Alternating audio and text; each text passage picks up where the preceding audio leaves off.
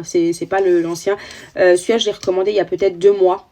Voilà, mais je l'adore. Au niveau du prix, forcément, c'est un coût, on va pas se mentir, mais en tout cas, c'est un produit clairement que je rachèterai. La preuve, je l'ai acheté il y a 2 mois de nouveau celui-là, donc pépite. Là, on est sur le Baby Gold Bronze de chez Essence que je ne rachèterai pas parce que en termes d'efficacité sur la peau, c'est une horreur.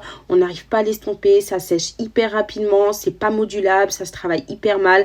Malheureusement, c'est pas un produit que je rachèterai. Les fameux blushs de chez Rare Beauty que j'ai enfin fini au bout de 2 ans et demi qui sont juste incroyables. On a la teinte Bliss et la teinte Worth. La teinte Bliss est littéralement saignée, la teinte Worth, il en reste encore un peu, mais en tout cas, ce sont des très bons produits, c'est hyper pigmenté, ça se travaille super bien. Là, on a encore 3 anti-cernes. On a un anti-cerne de chez Révolution que je n'ai pas du tout aimé. Ce n'est pas un anti-cerne. Pour moi, ça ne couvre rien. Donc, c'est pas un produit que je recommande si, comme moi, tu as des cernes quand même relativement marquées. J'ai enfin fini le Shape Tape de chez Tarte. Il était temps.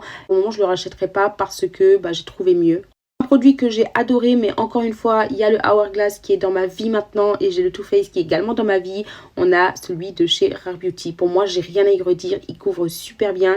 Il a la même couvrance un peu que le Hourglass. Donc pour moi, je suis franchement pas déçue. Donc oui, c'est un produit que je rachèterai, mais pas dans l'immédiat. C'est parti pour les mascaras. Alors là, j'en ai quand même pas mal. Donc du coup, on va faire ça assez rapidement. En termes de mascara, les Sky High de chez Maybelline, c'est pour moi indétrônable.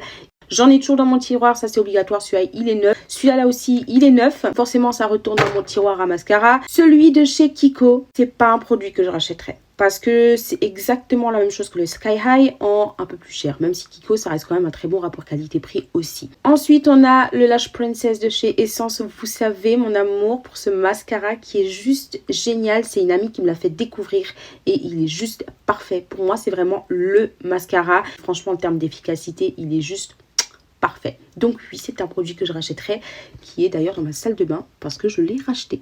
Le Colossal Bubble de chez Maybelline, pour moi rien à y redire, c'est vraiment un banger franchement. C'est un produit que je rachèterai et que je continuerai encore une fois à acheter parce que en termes de mascara, Maybelline et Essence, c'est pour moi ils sont en haut. Du coup là on est sur le Firework de chez Maybelline que je n'ai pas du tout aimé. Voilà, alors pas du tout je m'entends dire, c'est un bon produit aussi, il fait pas de pâté parce que le but de Maybelline c'est justement avoir un beau regard, mais je trouve que au niveau de la tenue c'est pas fou.